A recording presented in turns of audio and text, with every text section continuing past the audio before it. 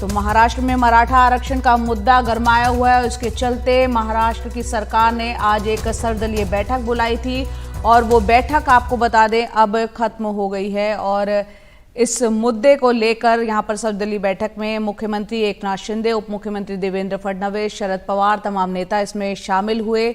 और जो खबर आ रही है सूत्रों के मुताबिक उसमें राज्य में कानून व्यवस्था बनाए रखने पर सभी दल सहमत हुए हैं। सभी बड़े मराठा नेताओं को भरोसे में लिया जाए, ये बातें निकलकर सामने आ रही है। आरक्षण को लेकर संसद के शीतकालीन सत्र में बिल लाने की मांग उठी है। इसके अलावा क्यूरेटिव पिटीशन के अलावा आरक्षण सीमा 50% बढ़ाने पर काम करे केंद्र सरकार। शेतकारी कामगार पार्टी के नेता जयंत पाटिल ने दिसंबर तक मराठा आरक्षण देने की मांग की है। साथ ही बच्चू कांडू ने कहा कि मराठा और कुणबी को एक साथ आरक्षण दिया जाए। देवेंद्र फडणवीस ने आरक्षण को लेकर कानूनी अड़चनों की जानकारी दी और एडवोकेट जनरल ने भी कानूनी पहलू पर अपनी बात रखी।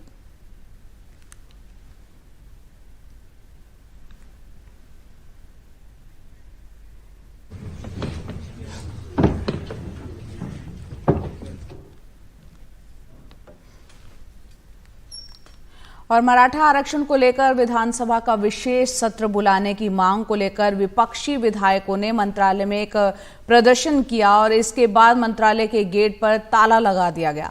मराठा आरक्षण की मांग को पुरजोर तरीके से उठा रहे मनोज जरांगे पाटिल ने कल प्रेस कॉन्फ्रेंस कर विधानसभा का विशेष सत्र बुलाकर मराठा आरक्षण का ऐलान करने की मांग की थी। पाटिल ने कहा कि उन्होंने सीएम से फोन पर बात कर सरकार को बुधवार तक यानी आज तक के लिए उन्होंने अल्टीमेटम दिया हुआ है और उसके बाद वो पानी पीना बंद कर देंगे। मंगलवार को महाराष्ट्र में कई जगह आरक्षण की मांग को लेकर हिंसक प्रदर्शन हुए थे। रौनक हमारे सहयोगी इस वक्त मुंबई में हमारे साथ जुड़ गए हैं। रौनक, ये जो मीटिंग है उसमें क्या कुछ हुआ, जो सर्वदलीय बैठक हुई थी?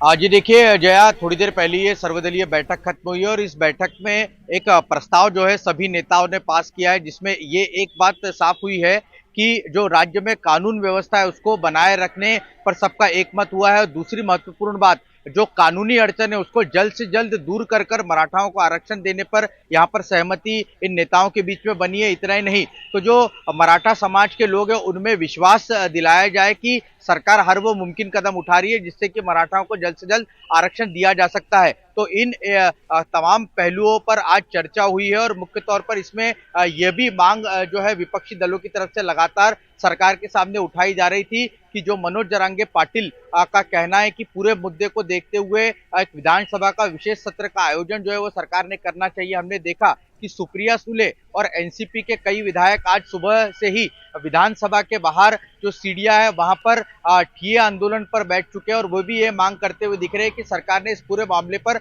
विशेष विधानसभा का सत्र बुलाकर चर्चा कर मराठाओं को आरक्षण देने का रास्ता साफ करना चाहिए। हालांकि इस सर्वदलीय बैठक में इसको लेकर कोई फैसला जो है वो फिलहाल सरकार की तरफ से नहीं लिया गया है। लेकिन एक बात यहाँ पर साफ दिख रही है कि जो लॉ एंड ऑर्डर की सिचुएशन राज्य में दिन बर दिन बिगड़ती जा रही है उसको कहीं ना कहीं सभी नेताओं ने माना है कि सभी को एक पेज पर आने की जरूरत है और इस तरह की स्थिति राज्य में पैदा ना हो, इसके लिए सभी को काम करना होगा। रहा सवाल सुप्रीम कोर्ट में क्यूरेटिव पिटीशन का, तो उसको लेकर कैसे जल्द से जल्द सुप्रीम कोर्ट में अपनी बात रखने को लेकर सरकार क्या कदम उठा सकती है, उनके कानूनी पहलुओं को भी समझने की जरूरत है। आज देवेंद्र फडणवीस ने सभी नेताओं को इस विषय में एक प्रेजेंटेशन भी दिया है और ये बताने की कोशिश की है कि सरकार क्या क्या कदम उठा रही है और क्या क्या आने वाले दिनों में करने वाली है। कई नेता जो है इससे संतुष्ट भी दिखे। हालांकि फिलहाल सरकार की तरफ से कोई आधिकारिक बयान नहीं आया है कि क्या विपक्ष की मांग का उन्होंने विचार किया है या नहीं, तो थोड़ी देर का और इंतजार करना होगा। हालांकि शरद पवार जो है फिलहाल बैठक से बाहर निकलकर अपने घर की तरफ निकल गए हैं। जी रौनक, यहाँ पर जो बैठक हुई उसमें शांति व्यवस्था बनाए रखने पर प्रस्ताव पास हुआ, सभी दल सहमत हुए मराठा समाज को आरक्षण देने को लेकर। कानूनी अड़चने, क्या ये एक बड़ी दिक्कत आने वाले वक्त में साबित होगी? जी देखिए, निश्चित तौर पर देखिए जो सुप्रीम कोर्ट में पिछले बार जो फडणवीस सरकार ने आरक्षण दिया था उसको जब सुप्रीम कोर्ट में चैलेंज किया गया तो सुप्रीम कोर्ट ने साफ तौर पर कहा कि जो गायकवाड़ कमेटी का रिपोर्ट है, जो इंपेरिकल डेटा उन्होंने मराठा पिछड़े हैं ये बताने के लिए जो इंपेरिकल डेटा सुप्रीम कोर्ट के सामने रखा था, सुप्रीम कोर्ट ने अपने ऑब्जर्वेशन में साफ तौर पर यह माना था कि ऐसी कोई असाधारण चीजें सामने निकल कर नहीं आ रही है जिससे कि ये तय किया जा सके कि मराठा ये पिछड़े हैं और उन्हें आरक्षण देने की जरूरत है। तो जो फैक्ट फाइंडिंग सुप्रीम कोर्ट ने कुछ बातें सामने रखी थी कि ये चीजें यहाँ पर कमी दिखती है और वो चीजों को दुरुस्त करने की कोशिश फिर एक बार बैकवर्ड क्लास कमीशन के जरिए महाराष्ट्र सरकार करना चाहती है, लेकिन उसके लिए थोड़ा वक्त जरूर लगेगा। और जो हमारे सूत्र बताते कि कम से कम 2 महीने का वक्त सरकार को यहाँ पर लग सकता है, जिसके बाद सुप्रीम कोर्ट में जब क्यूरिटी पिटीशन सुप्रीम कोर्ट इस पर सुनवाई करेगा उस दौरान अपना पक्ष जो है सरकार पुरजोर तरीके से रख सके। मुख्यमंत्री ने आज की बैठक में ये विश्वास दिलाया कि सरकार ऐसा आरक्षण देना चाहती है जो कि कानून की कसौटी पर टिक सके, ये नहीं कि जल्दबाजी में अगर दे दिया तो फिर एक बार सुप्रीम कोर्ट इसे रद्द कर सकता है। तो सभी कानूनी पहलुओं को समझकर कई विशेषज्ञों से बात कर सरकार क्यूरिटी पिटीशन में अपनी बात जो है वो रखना चाहती है। जी।